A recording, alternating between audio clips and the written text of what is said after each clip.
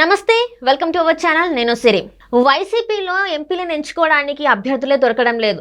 నిన్న మొన్నటి వరకు అయితే ఆలీ గారిని ఇంకా వివి వినాయక్ని అనుకున్నారు. కానీ ఇప్పుడు కాకినాడ ఎంపీ బరిలో అయితే సుమన్ గారిని అనుకుంటున్నారు. ఇది మరి తనకి సుమన్ గారు ఓకే అంటారా, ఓకే అన్నారా, జగన్ గారి పరిస్థితి ఏంటి అనేది ఈ అంశాన్ని చర్చించడానికి మనతో పాటు ఉన్నారు ప్రముఖ సీనియర్ పొలిటికల్ అనలిస్ట్ అంకమరావు గారు. నమస్కారం సార్. నమస్తే శ్రీ గారు. సార్, ఇప్పుడు చూస్తున్నట్టయితే వైసీపీలో చాలా గందరగోళ పరిస్థితులు అనిపిస్తున్నాయి సార్. ఎందుకంటే జగన్ గారు ఎక్కడ అంటే ఒంగోలు నుంచెల్లే కావచ్చు, కాకినాడ నుంచెల్లే కావచ్చు, ఒక అభ్యర్థులను వెతుక్కోవాల్సిన పరిస్థితి వస్తుంది. ఏంటంటే నిన్న మొన్నటి వరకు ఆలీనో లేకపోతే వివి వినాయక్నో అని అనుకున్నారు. కానీ వాళ్ళు నో చెప్పడంతో ఇప్పుడు మళ్ళీ సుమన్ గారి పేరు వినిపిస్తుంది. సో సుమన్ గారు ఎస్ అంటారా, నో అంటారా, అసలు ఈ పరిణామాలను ఎలా పరిగణించాలి సార్? ఒకటండి, ఇప్పుడు నిన్నటిదాకా అంటే చిన్నప్పుడు నాటకాల్లో మొదటి కృష్ణుడు, రెండో కృష్ణుడు, మూడో కృష్ణుడు అని వస్తూ ఉండేవాళ్ళు. అంటే ఆ సన్నివేశాలను బట్టి ఒక్కొక్కళ్ళు మారుతూ ఉండేవాళ్ళు. తర్వాత హరిశ్చంద్రుడికి కూడా అట్లానే ఒకటో హరిశ్చంద్రుడు, రెండో హరిశ్చంద్రుడు అని అట్లా మార్చుకుంటూ వచ్చేవాళ్ళు. ఇప్పుడు రాజకీయాల్లో సరికొత్తగా చూస్తున్నాం, ఇంతకుముందు ఎప్పుడు లేదు ఇట్లా. నిన్నటిదాకా వీళ్ళు ఏం మాట్లాడారంటే సింహం సింగిల్గా వస్తుంది, మిగిలిన వాళ్ళందరూ గుంపులుగా వస్తున్నారు, చూసారా మాకు అభ్యర్థులు, మీకు అసలు అభ్యర్థులు ఉన్నారా, 175 స్థానాలకు మీ అభ్యర్థులు చెప్పండి అని చెప్పని ఇప్పుడు దాకా ప్రతిపక్షాలను వీళ్ళు మాట్లాడుతున్నారు. ప్రతిపక్షాలు కూడా దానికి సరైనగా ధీటుగానే సమాధానం చెబుతూ ఉండే వాళ్ళ ప్రయత్నం వాళ్ళు చేస్తూనే ఉన్నారు. ఇప్పుడు 2019లో వీళ్ళు విజయం సాధించిన తర్వాత ఇంకొంచెం ఎక్కువ మాట్లాడటం కూడా మొదలుపెట్టారు.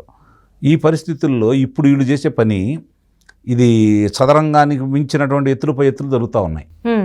ఎందుకంటే అభ్యర్థులు ఎవరో అర్థం కాని పరిస్థితి. ఒక అభ్యర్థిని తీసుకెళ్ళి ఇంకో చాట మారుస్తున్నారు, అభ్యర్థులను తొలగిస్తున్నారు. అగమయ గోచరంగా ఉన్న పరిస్థితి స్థానిక శాసనసభ్యులకి. అలాగే లోక్సభ సభ్యులు కూడా పరిస్థితి చూస్తూ ఉంటే మంత్రిగా చేసిన వాళ్ళని తీసుకొచ్చేసి లోక్సభ సభ్యుడిగా నిలబడమంటున్నారు.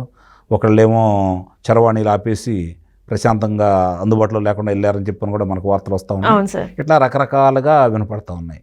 ఇప్పుడు ఒంగోలు చూసుకుంటే ఇప్పుడు 3 కృష్ణులు, మూడో కృష్ణుడు ఎంటర్ అయ్యారు రోజా గారి పేరు మీద. మొన్నదాకా మాగుండ శ్రీనివాసులు రెడ్డి గారు, తర్వాత వచ్చేసరికి శివరెడ్డి భాస్కర్ రెడ్డి గారు, ఇప్పుడు రోజా గారు. ఇట్లా రకరకాలుగా ఇప్పుడు ఆలీ గారు కావచ్చు, లేకపోతే మీరు అన్నట్టు వివి వినాయక్ గారు కావచ్చు, ఇప్పుడు సుమన్ పేరు వస్తుంది. మరి ఇంకా వివి వినాయక్ గారు కానీ ఆలీ గారిది కానీ ఇంతవరకు ఏమీ బయటికి రాలేదు. వాళ్ళు చేస్తున్నారా లేదా, ఎక్కడ గుంటూరులో అన్నారు, గుంటూరులో అన్నారు. కానీ అక్కడ స్థానిక శాసనసభ్యుడి కుమార్తెనే మళ్ళీ ప్రకటించడం కూడా జరిగింది. అంటే ఇప్పుడు వాళ్ళ అభిప్రాయం ఏంటంటే ఆయన ప్రకటించిన చివరి నిమిషంలో మళ్ళీ మారుస్తాడు అనే అభిప్రాయానికి వాళ్ళు కూడా వచ్చారు. ఆయన ప్రకటించిన ఏమీ నిజం కాదు, వాళ్ళే ఎన్నికల బరిలో నిలబడతారనే నమ్మకం వాళ్ళకు కూడా పోయింది. ప్రజలు కూడా ఏమనుకుంటున్నారంటే అబ్బో ఎన్నికల ముందు రోజు అంటే మామూలుగా వీళ్ళు పత్రాలు సమర్పించే ముందు రోజు వరకు వాళ్ళ పేర్లు ఇలానే వస్తాయి పోతూ ఉంటాయి, ఈయన బాగానే ఆడుకుంటున్నాడు, ఆడుకో ఆంధ్రుడా కాదు, ఆడుకో శాసనసభ్యులు, ఆడుకో లోక్సభ సభ్యులు అని చెప్పిన అందరినీ అన్ని ఆటలు కలిపి ఆడుతున్నాడు, క్రికెట్, వాలీబాల్, ఖోఖో, కబడ్డీ అన్నీ కలిపి ఆయన ఒకే ఆట, అన్ని క్రీడలు ఆడేస్తున్నాడు. కాబట్టి వాళ్ళు కూడా ఆస్వాదిస్తున్నారు, ప్రజలు కూడా ఇది జరిగే యొక్క ఈ క్రీడలను వాళ్ళు కూడా చూస్తా మంచిగానే ఆస్వాదిస్తున్నారని నేను భావిస్తున్నాను. అంటే ఇంకొక 6 కూడా ఎంపీలు కూడా బయటకు వచ్చినట్టు కూడా తెలుస్తుంది సార్, అందులో వాస్తవం ఉందంటారా? వస్తారు. బాలశౌరి గారు ముందే వచ్చేసారు కదా, లావు కృష్ణదేవరాయలు గారు బయటకు వచ్చేసారు, ఆదిమూలపు గారి పేరు కూడా వినిపిస్తుంది. సో వాళ్ళు తను కూడా బయటకు వచ్చేసినట్టేనా సార్? ఆదిమూలపు సురేష్ గారు లోక్సభ సభ్యుడు కాదు కదా, అంటే మంత్రిగా చేసి ఆయన స్థానచలనం అయింది. ఆయన కానీ తను కూడా వ్యతిరేకంగా మారారు అనేది కూడా వినిపిస్తుంది. మార్నింగ్ నుంచి వింటుంటే ఈయన పేరు కూడా బయటకు వస్తుంది. సో ఈయన కూడా మారే ఛాన్సెస్ ఉన్నాయా సార్? అంటే రాజకీయంగా మనుగడ సాగించాలనుకునే వాళ్ళు, ఆర్థికంగా ఇబ్బంది పడకూడదు అనుకునే వాళ్ళు, తెలివిగల వైఎస్ఆర్సీపీ నాయకులు అంటే శాసనసభ్యులు కావచ్చు, లోక్సభ సభ్యులు కావచ్చు, ఈ నాటను గమనిస్తూనే వాళ్ళు తిరిగి ఆట ప్రారంభించేసి ఎదురాటలు ఆడుతూ ఎన్నికల నాటికి ఆయనకి చక్కని గుణపాఠం చూపుతారని అయితే నేను భావిస్తున్నాను. ఎందుకంటే చూస్తూ 100 కోట్ల రూపాయల ధనాన్ని వృధా చేసుకుంటారని అయితే నేను భావించట్లేదు. ప్రజాక్షేత్రంలో ఈరోజు ఆ పార్టీ మీద ఉన్న వ్యతిరేకత వాళ్ళు కూడా గుర్తించారు. సరే, ఇమ్మడముబ్బుడిగా దోచుకున్న వాళ్ళు, ధనం బాగా సంపాదించిన వాళ్ళు జగన్మోహన్ రెడ్డి గారిని అడ్డం పెట్టుకొని అలాంటి వాళ్ళు కొంతమంది బరిలో నిలబడవచ్చు. కానీ అంతిమంగా మాత్రం కొత్తగా వచ్చే వాళ్ళకి తెలియదు కొన్ని. కాబట్టి వాళ్ళు ఏదో ఉత్సాహంగా వస్తూ ఉంటారు, వాళ్ళు సంపాదించిన వాళ్ళు ఉంటారు, పాపం వాళ్ళు వ్యాపారంలోనూ ఏదో రకంగా రంగాల్లో సంపాదించుకున్న వాళ్ళు ఉంటారు. వాళ్ళు కూడా ముందు ఇవన్నీ తెలియదు కాబట్టి వాళ్ళు అయితే కొత్త వాళ్ళు అయితే పెద్ద ఇబ్బందులు ఏమి ఉండవు. రైట్. కానీ ఉండవాళ్ళకి ప్రజాక్షేత్రంలో ఉండవాళ్ళకి ఇక్కడ ఉన్న లోటుపాట్లన్నీ తెలుసు కాబట్టి ఆ ఇబ్బందులు సబ్బందులు వాళ్ళకి అన్నీ క్షుణ్ణంగా తెలుసు కాబట్టి వాళ్ళు ఏ కాడికి ముందు తలకాయ ఊపినా చివరి క్షణంలో చేయిస్తారని నేను భావిస్తున్నాను. అంటే ఇప్పుడు పరిణామాలు ఎలా చూసుకోవాల్సి అంటే ఎంపీగా ఉండడానికి కనీసం అభ్యర్థులు లేని పరిస్థితుల్లో జగన్మోహన్ రెడ్డి గారు ఇలాంటి కార్యాచరణ చేయబోతున్నారు సార్. అసలు అంటే అందరిని అడుక్కోవాల్సి వస్తుంది అనే పరిస్థితి ఇప్పుడు చూస్తున్నట్టయితే మీరు ఇక్కడ నుంచి చేయండి, మీరు ఇక్కడ నుంచి దిగండి, మీరు ఇందులో ఈ ప్లేస్ నుంచి చేయండి అని చెప్పేసి అడుక్కుంటున్నారు. సో ఇప్పుడు ఆయన నెక్స్ట్ కార్యాచరణ ఎలా ఉంటుంది సార్ అసలు? అంటే మీరు ఒకటి గమనించండి, భారతదేశం స్వతంత్రం వచ్చిన తర్వాత 1947 నుంచి చూసుకుంటా ఉంటే కాంగ్రెస్ పార్టీ ఎన్ని సంవత్సరాలు పరిపాలించింది. మరి అలాంటి కాంగ్రెస్ పార్టీకి ఆంధ్ర రాష్ట్రంలో 2014 కావచ్చు, 2019 కావచ్చు పోటీ చేయడానికి అభ్యర్థులే లేరు కదా. వాళ్ళు ఎంతో కొంత దేశానికి వాళ్ళు ఎంతో కొంత చేశారు, ఓ ప్రగతి ముందుకు తీసుకెళ్లారంటే అందుట్లో ప్రధానమంత్రులు కొంతమంది నిజాయితీగా చేయబట్టి కాస్త ముందుకెళ్ళిన మాట వాస్తవమే. ఈరోజు సాంకేతిక విప్లవం వచ్చిందంటే అది రాజీవ్ గాంధీ గారి ద్వారా వచ్చిన మాట కూడా వాస్తవమే, కాదనలేని సత్యం మనకిది. మరి ఇవన్నీ చూసుకున్న తర్వాత కూడా అలాంటి పార్టీనే కనుమరుగు చేసిన ప్రజలు వీళ్ళ విన్యాసాలను చూస్తూ బరాయించే పొజిషన్ అయితే ఉండదు. కాబట్టి మార్పులు చేర్పులు అనేది భయంకరంగా ఉంటుంది, ప్రజలు చాలా గమనిస్తున్నారు, అందుట్లో ఎలాంటి సందేహం కూడా లేదు.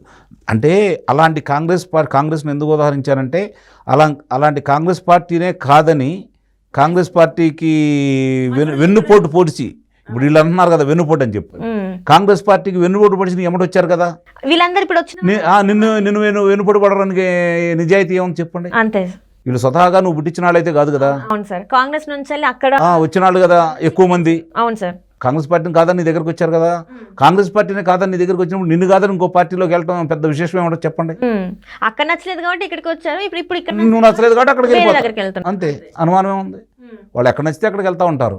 సిద్ధాంతాలు లేవు, ప్రజల కోసం కాదు, అధికారమే పరమం. ఇది కొంతమంది శాసనసభ్యులుగా ఉండకపోతే వాళ్ళు మనుగడ సాగించలేరు, వాళ్ళు మర్చిపోతారు ప్రజలు. కాబట్టి అంతిమంగా ఏదో ఒక పార్టీలోకి వెళ్ళేసి వాళ్ళు శాసనసభ్యులు కావాలి, లేకపోతే లోక్సభ సభ్యులు కావాలి. కాబట్టి దానికి అవకాశాలు వచ్చినంత వరకు తిరుగుతూనే ఉంటారు. పార్టీలు కూడా నిన్నదాకా తిట్టిన వాళ్ళని హక్కును చేర్చుకుంటున్నారంటే ఆ పార్టీలు కూడా సిద్ధాంతాలు లేనట్టే, ఏ పార్టీ అయినా సరే. అందులో ఆ పార్టీ ఈ పార్టీలు లేదు. ఇక్కడ చూస్తున్నట్టయితే సార్ వైసీపీలో ఎవరైతే సుముఖంగా లేరు, చాలా జగన్మోహన్ రెడ్డి పాలనకి వ్యతిరేకంగా ఉన్న వాళ్ళు వైసీపీ నుంచి బయటకు వచ్చి టీడీపీ జనసేనలో మొన్నటి వరకు చూశారు. ఇప్పుడు రీసెంట్ టైమ్స్లో చూస్తుంటే కాంగ్రెస్ వైపు కూడా మొగ్గు చూపుతున్నారు. మరి ఇప్పుడు వాళ్ళకి అక్కడ కూడా ఛాన్సెస్ దొరికే అవకాశం లేదంటారు, అంటే సీట్లు దొరికే అవకాశం లేదంటారు. అంటే తెలుగుదేశం పార్టీ జనసేన వాళ్ళు ద్వారాలు మూసేశారు. వాళ్ళు ఏం చేస్తున్నారంటే వాళ్ళకి కొంచెం అనుకూలంగా ఉండేవాళ్ళు, ప్రజా వ్యతిరేకత తక్కువగా ఉన్నటువంటి నాయకుల్ని వాళ్ళు తీసుకోవాలని వాళ్ళు ఆలోచిస్తున్నందువల్ల వాళ్ళ దగ్గరికి వెళ్ళే అవకాశాలు చాలా మందికి తగ్గినాయి. ఎందుకంటే ఈ ప్రభుత్వం చేసిన అన్యాయాలకి అక్రమాలకి వీళ్ళు కూడా వంత పాడటమే కాకుండా చేయూతనిచ్చారు కాబట్టి అలాంటి వాళ్ళు వద్దని వాళ్ళు అనుకుంటున్నారు. ఇందులో కొంతమంది అవసరమైతే తీసుకుంటారు. వాళ్ళేమో స్వచ్ఛందంగా ఇప్పుడు వాళ్ళు నిజంగా అంత ప్రక్షాళన చేయాలనుకుంటే వాళ్ళ పార్టీలో నాయకులు ఉంటారు, వీళ్ళని తీసుకోవాల్సిన అవసరం అయితే లేదు కదా. తీసుకోవాలనుకుంటే వాళ్ళ స్వార్థం కూడా వాళ్ళకు ఉంది, ఈ పార్టీని బలహీనపరచడం కోసం వాళ్ళు చేయాల్సిన ప్రయత్నం చేస్తున్నారు. ఇప్పుడు ఏ పార్టీలైనా ఎలా ఆలోచిస్తాయి అంటే వాళ్ళకి ఇబ్బంది ఎట్లా అవుతుందంటే ఒక చిన్న ఉదాహరణ చెప్తాను మీకు. 10 మంది ఉంటారు, అటు 5 ఇటు 5 ఉంటారు, సమంగా ఉంటారు. ఇద్దరిని తీసుకున్నారు అనుకోండి, అక్కడ 3 అవుతారు, వీళ్ళు 7 అవుతారు. వీళ్ళు ఇద్దరిని తీసుకున్నారు కదా, ఇటు నుంచి 3 అవతలకి వెళ్ళారు అనుకోండి, వీళ్ళు 4 అవుతారు, వాళ్ళు 6 అవుతారు. ఇక్కడ ఉండే వాళ్ళని వీళ్ళని బలం పెంచుకొని చేసుకోవాలని ఆలోచన పోయేసి అక్కడ వాళ్ళు వస్తేనే మనం బలపడతామని ఆలోచిస్తున్నారంటే వీళ్ళు బలహీన కింద లెక్క, ఏ పార్టీ వాళ్ళైనా సరే. ఇప్పుడు జరుగుతున్నదంతా ఇదే జరుగుతుంది కాబట్టి చూడాలి. అంతిమంగా ఇప్పుడు ప్రజలు ఒక నిర్ణయానికి వచ్చారు కాబట్టి వైఎస్ఆర్సీపీ పార్టీని ఓడించాలని, ఘోరాతిఘోరంగా ఓడించాలని ఒక నిర్ణయానికి వచ్చారు కాబట్టి అది ఆ నాయకులకు అర్థమైపోయి పక్క పార్టీలు చూస్తూ ఉన్నారు. మరి ఇది ఏ పరిణామాలకు దారిస్తుందో చూడాలి మరి.